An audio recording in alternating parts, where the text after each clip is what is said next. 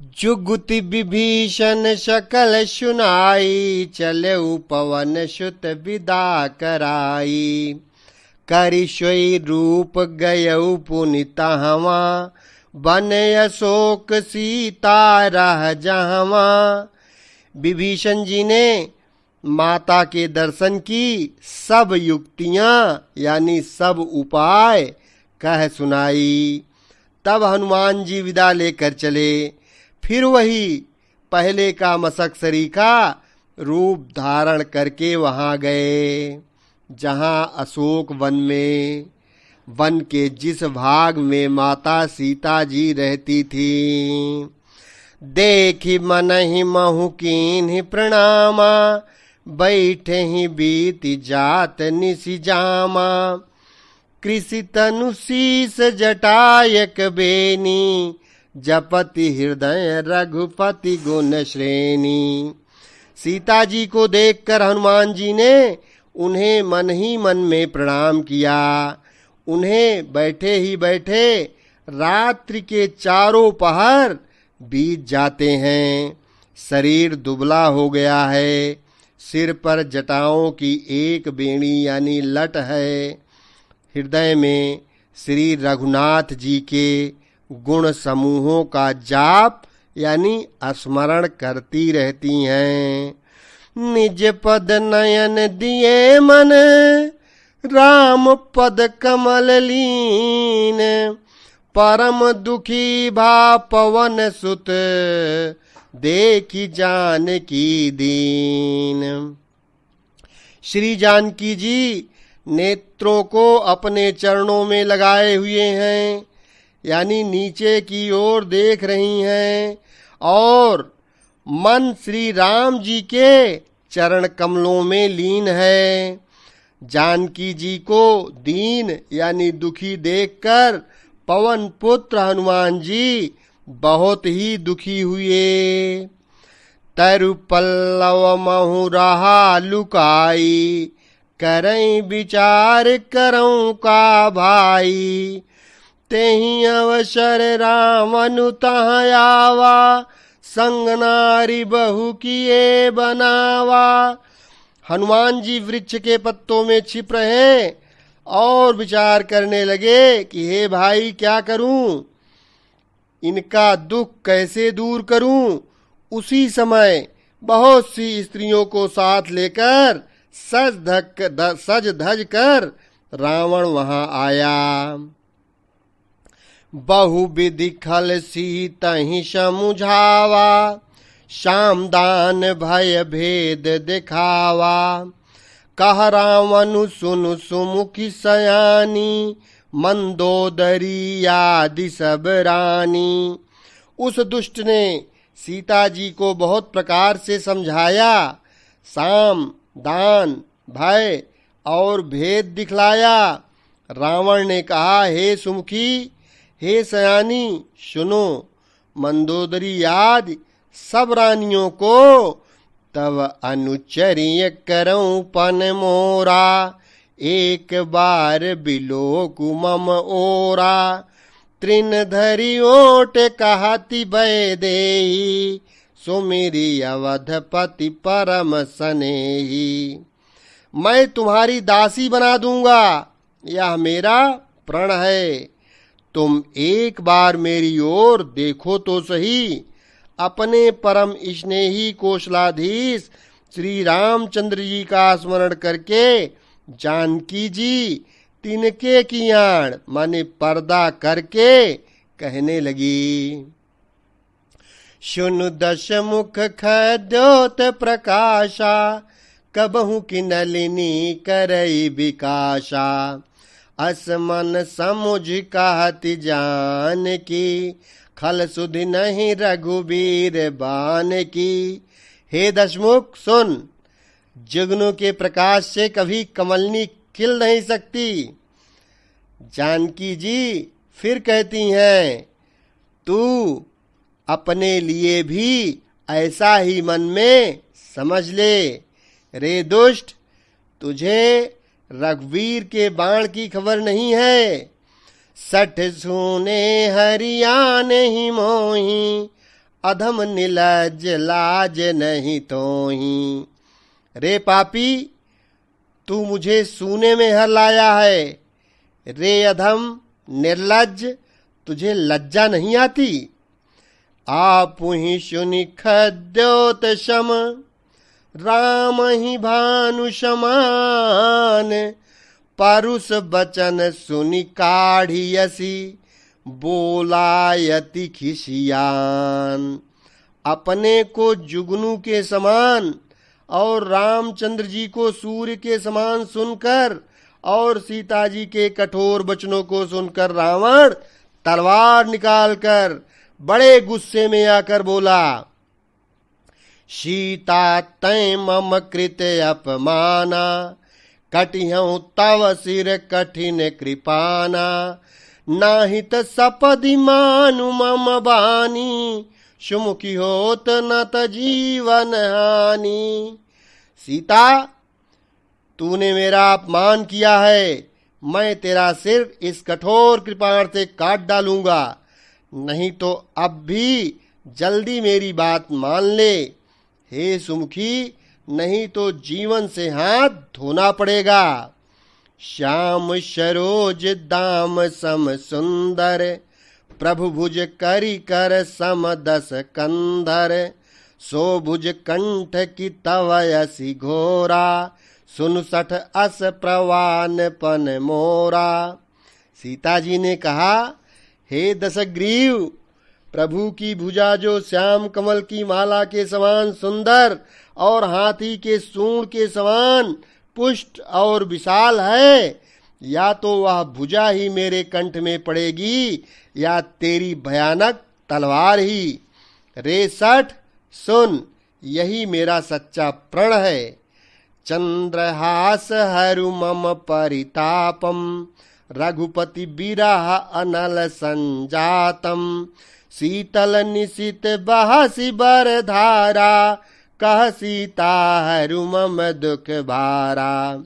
सीता जी कहती हैं, हे चंद्रहास तलवार, श्री रघुनाथ जी के विरह की अग्नि से उत्पन्न मेरी बड़ी भारी जलन को तू ही हर ले। हे तलवार, तू शीतल, तीव्र और श्रेष्ठ धारा बहाती है, अर्थात तेरी धारा ठंडी और तेज है। तू मेरे दुख के बोझ को हर ले। सुनत बचन पुनि मारन धावा, मय तनया कही नीति बुझावा। कहसी सकल निशि चरनी बोलाई, सीतहि बहु विधि त्रासउ जाई। सीता जी के वचन सुनते ही वह मारने दौड़ा। तब मैं दानव की पुत्री यानी मंदोदरी ने नीति कहकर उसे समझाया। तब रावण ने सब राक्षसियों को बुलाकर कहा कि जाकर सीता को बहुत प्रकार से भय दिखलाओ। मास दिवस महु कहा न माना, तो मैं मार भी काढ़ी कृपाना। यदि महीने भर में ये कहा न माने तो मैं इसे तलवार निकालकर मार डालूंगा। भवन गयौ दस कंधर, यहाँ पिशाचिन वृंद। सीतहि त्रास दिखावहीं, धरहि बुरूप बहुमंद। इस प्रकार कहकर रावण घर चला गया। यहाँ राक्षसियों के समूह बहुत से बुरे रूप धरकर सीता जी को भय दिखाने लगी। त्रिजटा नाम राक्षसी एका, रामचरण रति निपुण विवेका। सबनौ बोली सुनायसी सपना, सीतहि सेई करहु हित अपना। उनमें से एक त्रिजटा नाम की राक्षसी थी। उसकी श्री रामचंद्र जी के चरणों में प्रीति थी और वह विवेक यानी ज्ञान में निपुण थी। उसने सबको बुलाकर अपना स्वप्न सुनाया और कहा, सीता जी की सेवा करके अपना कल्याण कर लो। सपने बानर लंका जारी, जातु धान सेना सब मारी, खर आरूढ़ नगन 10 सीसा, मुंडित सिर खंडित भुज बीसा। स्वप्न में मैंने देखा है कि एक बंदर ने लंका को जला दिया, राक्षसों की सारी सेना मार डाली गई, रावण नंगा पड़ा है और गदहे पर सवार है, उसके सिर मुड़े हुए हैं, 20 भुजाएं कटी पड़ी हुई हैं। एहि विधि सो दक्षिण दिश जाई, लंका मनहु विभीषण पाई, नगर फिरी रघुबीर दुहाई, तब प्रभु सीता बोली पठाई। इस प्रकार से वह दक्षिण यानी यमपुरी की दिशा को जा रहा है और मानो लंका विभीषण ने पाई है। नगर में श्री रामचंद्र जी की दुहाई फिर गई है। तब प्रभु श्री रामचंद्र जी ने सीता जी को बुला भेजा है।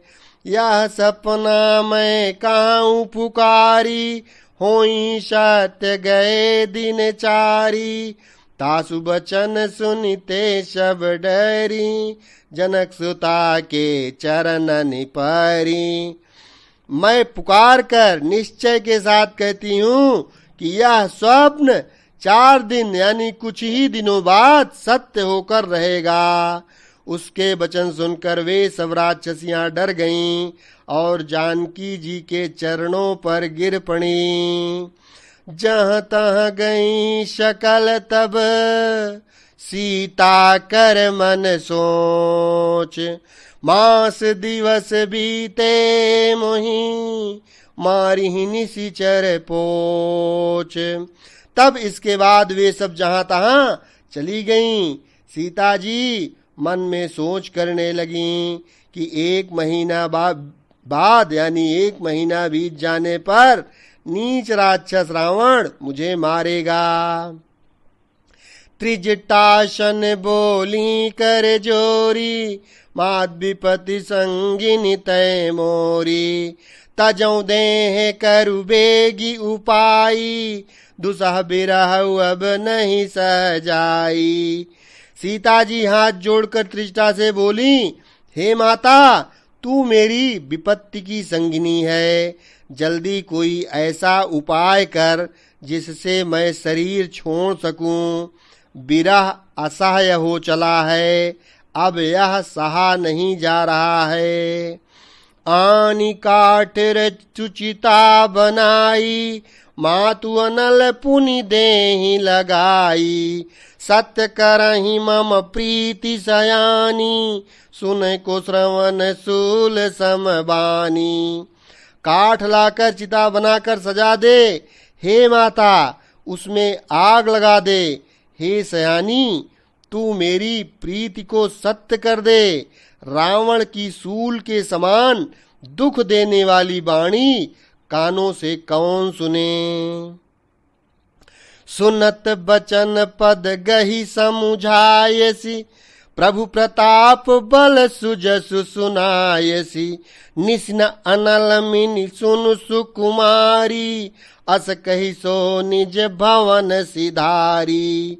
सीता जी के वचन सुनकर त्रिजटा ने चरण पकड़ कर उन्हें समझाया और प्रभु का प्रताप, बल और सुयश सुनाया। उसने कहा, हे सुकुमारी सुनो, रात्रि के समय आग नहीं मिलेगी। ऐसा कहकर वह अपने घर को चली गई। कह सीता विधि भा प्रतिकूला, मिली न पावक मिटी न सूला, देखियत प्रगट गगन अंगारा, अवनि न आवत एक उतारा। सीता जी मन ही मन कहने लगी, क्या करूं, विधाता ही विपरीत हो गया है। न आग मिलेगी न पीड़ा मिटेगी। आकाश में अंगारे प्रकट दिखाई दे रहे हैं, पर पृथ्वी पर एक भी तारा नहीं आता। पावकमय शशि स्रवतन आगी, मानहु मोहि जानि हत भागी। सुनहि विनय मम बिटप अशोका, सतनाम करु हरु मम शोका। चंद्रमा अग्निमय है, किंतु वह भी मानो मुझे हतभागिनी जानकर आग नहीं बरसाता। हे अशोक वृक्ष, मेरी विनती सुन, मेरा शोक हर ले और अपना अशोक नाम सत्य कर दे। नूतन किसलय अनल समाना, देहि अग्नि जनि करहि निदाना। देखि परम बिरहा कुल सीता, सोचन कपिहि कलप सम बीता। तेरे नए नए कोमल पत्ते अग्नि के समान हैं। अग्नि दे, विरह रोग का अंत मत कर, अर्थात विरह रोग को बढ़ाकर सीमा तक न पहुंचा। सीता जी को विरह से परम व्याकुल देखकर वह क्षण हनुमान जी को कल्प के समान बीता। कपि करि हृदय विचार, दीन्हि मुद्रिका डारि तब। जनु अशोक अंगार, दीन्हि हरसि उठ कर गयो। तब हनुमान जी ने हृदय में विचार कर सीता जी के सामने अंगूठी डाल दी, मानो अशोक ने अंगार दे दिया। यह समझकर सीता जी ने हर्षित होकर उठकर उसे हाथ में ले लिया।